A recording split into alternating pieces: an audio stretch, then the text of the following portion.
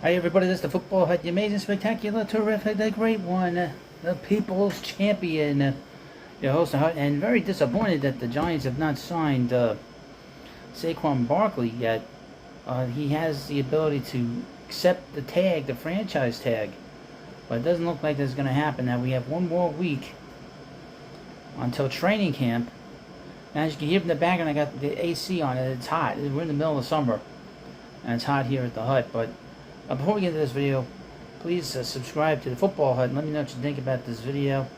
We're going to be doing a lot of different things here over the next few months, and hopefully you like this channel and stick with me.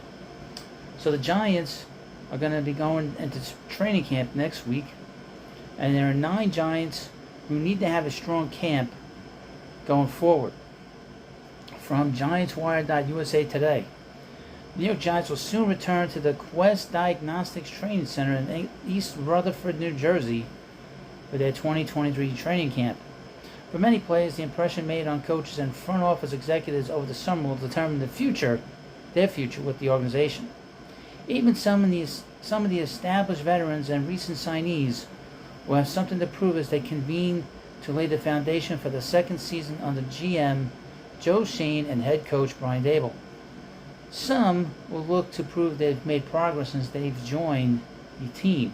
Others will look to prove they're better than the rookies brought in at their respective positions. Training camp will ultimately paint a clear picture of the best players. Here are 9 Giants players who need to have a strong training camp for one reason or another. Offensive lineman Shane LeMahieu. The competition at left guard will be among the team's most interesting training camp battles. Shane LeMahieu dealt with injuries a season ago, which opened the door for veteran Ben Bredeson, who earned the trust of the coaching staff. And with John Michael Schmitz taking over at center, Bredeson will shift back to left guard where he'll compete with LeMahieu and Joshua Azidu.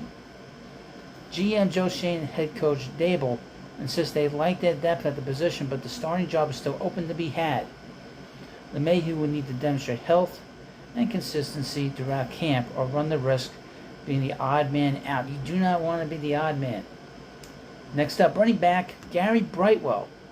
It's funny I mentioned Saquon Barkley, because obviously there's going to be more carries now for the running back on this team. Gary Brightwell has been a solid player for the Giants both offensively and on special teams. However, there will be a new body at the position this year in the form of rookie Eric Gray, who also plays special teams. They say in this, Saquon Barkley and Matt Breida will serve as the 1-2 punch, and then it will come down to Brightwell, Gary, and Jashaun Corbin. With the rookie all guaranteed a roster spot, Brightwell will have to make a strong case this summer. Well, he might have, as long as he plays okay and plays well, he's going to be on this team, because without Barkley, they're going to need a veteran guy there. Right tackle, Evan Neal.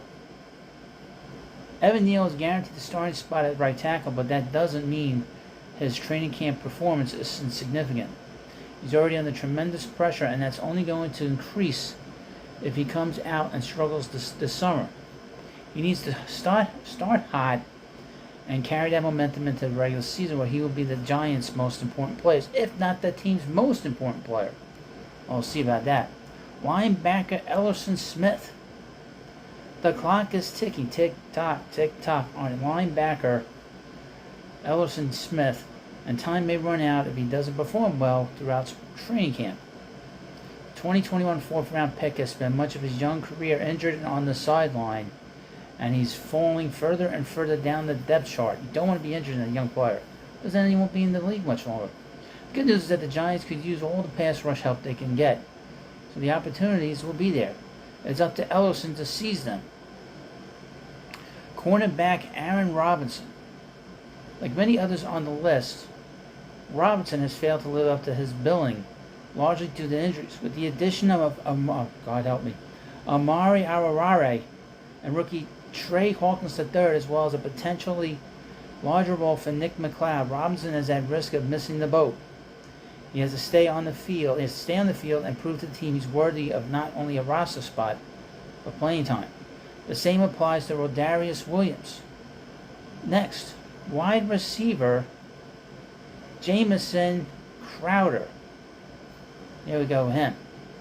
It's a numbers game of wide receiver, and that doesn't even include the eventual returns of Sterling Shepard and Wan'Dale Robinson, both of whom are essentially guaranteed a roster spot when healthy.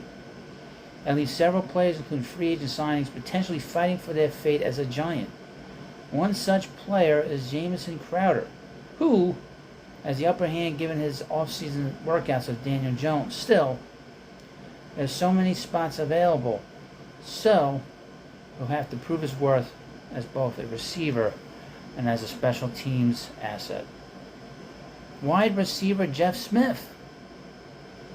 Smith is in the same exact boat as Crowder. It's really just a numbers game at this point, and the veteran will have to prove his worth in multiple areas in order to earn a roster spot. Smith only has limited special teams experience, so he'll need a strong summer performance in order to stick. Tight end Lawrence Cager. Cager's an athletic and arguably underrated talent. The Giants suddenly have bodies at tight end. Darren Waller will take the top spot, but Daniel Bellinger will see his fair share of playing time, which is well deserved. As a result, Cager will have to shine brighter than free agent signing Tommy Sweeney, who comes over from Buffalo, and rookie Ryan Jones. Chris Myarick may also see some training camp snaps at tight end, although the team currently lists him as their only fullback. Linebacker Carter Coughlin. Losing Jarrad Davis hurts the Giants at the top end of their roster and will likely force some depth guys into more prominent roles. Second-year players Darian Beavers and Micah McFadden seem to have the early edge, while Cam Brown is a likely lock given his dominant special teams play.